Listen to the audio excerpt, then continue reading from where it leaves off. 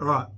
Thanks for joining us for the second week of this business series. So one of the things that we talked about in the last video was how to plan and how to start the business. But the second thing, and like you would have got from the first one, is a lot of the good strategy items here is always start with the end in mind.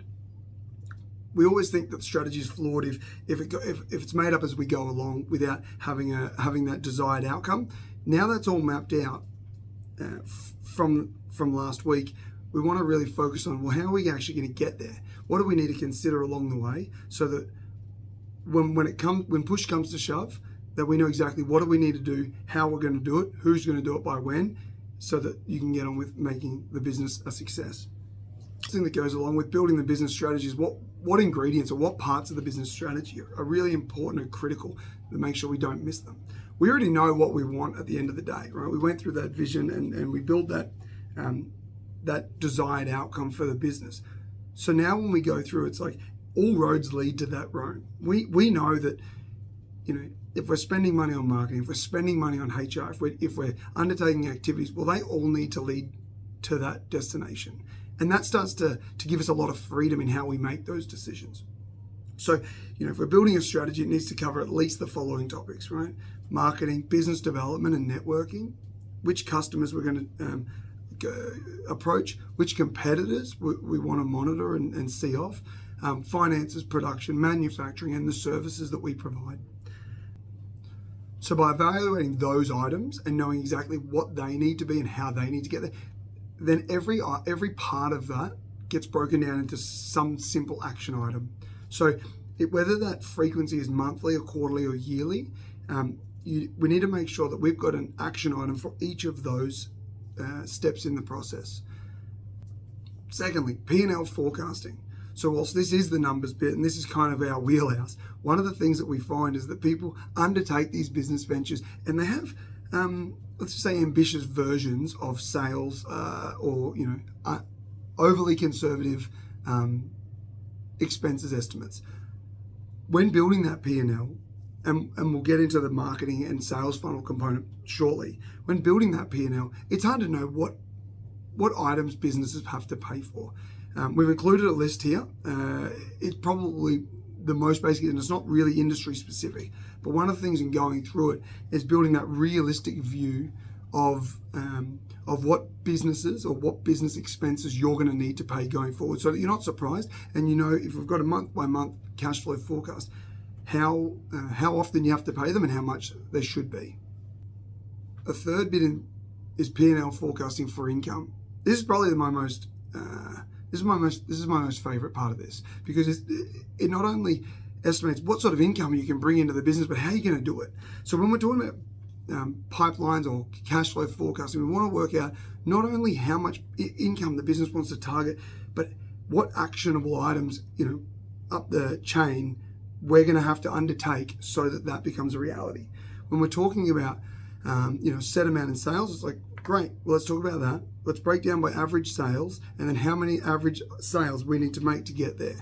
Then we can go even further, depending on how keen you are with it, is when you're going back, how many clients I need to speak to, what's my conversion rate, how many people, how many referral partners I need to get in touch with, how many networking events I need to go to, so that everything can get dialed back to the action that you need to undertake on a daily, weekly, or monthly basis, that you're able to get that outcome at the end of the day.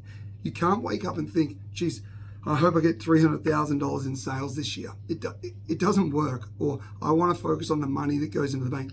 There's no point worrying about the end destination of that process if you're not doing the day-to-day actionable items that go with it.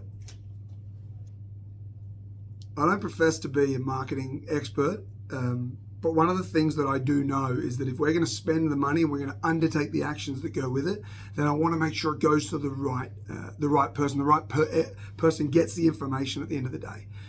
We talked last week about making sure that we've got a really clear customer avatar so that you know exactly who you're targeting and why your service solves or product solves the problem for them. Solving a problem is probably the most unique point, because not only does it help you with the marketing, but it helps you with the sale at the end of the day. When you're looking at how you're going to spend your marketing dollars, if you have a clear understanding of the exact person that you're trying to target, that way all of your time, money, and effort that you approach to marketing, whether you call it business development, networking, or any advertising. This way you can target the right person with a clear and efficient strategy, and it gives you better spend. You'll also make sure that you'll have a more efficient sales process because you can vet those clients or customers on the way through. The other cool thing when it comes to marketing is your customers or your competitors are already out there doing it. So you're allowed to look around, see what they're doing, how it differentiates from you, and what you want to learn from that. So you can look at what they're doing, what you're doing, and how you want to differentiate from them so that you can take a greater share of that market from them. So now you've got each of the components of the business and what the action items need to be for each of those items. The next step is building out your checklist. Now, focusing on that on weekly, monthly, or quarterly basis is entirely up to you and what suits your business best. But we know from experience that we need to have the part of the business that is what it is and who's responsible for it, and what frequency they're gonna complete it. Because that way we've developed the roles and we've got the responsibilities so that person knows what they need to do by when and how often. So now you've built the strategy. We need to understand that a strategy needs to have enough rigidity for you to follow, but we need to acknowledge that it has to be flexible and it can be adapted. Don't be so resolute with your strategy that you become stubborn and to continue to see it out. If you find new information and receive feedback that it's not working, isolate that point and you can adapt that strategy. Things happen, economic factors, client factors, business factors happen, and your strategy needs to be strong enough for people, for you and others in the industry, you and others in the business to follow, but it needs to be flexible enough to be ready for the real world. So adapting your strategy doesn't mean throw it all out. It's about isolating and finding out the parts that can be improved or adapted, and then you can focus on moving them so that your business can continue to grow. So thanks for listening to this week's video. Please feel free, email me any questions, and we'll do our best to get back to you with them. Thank you.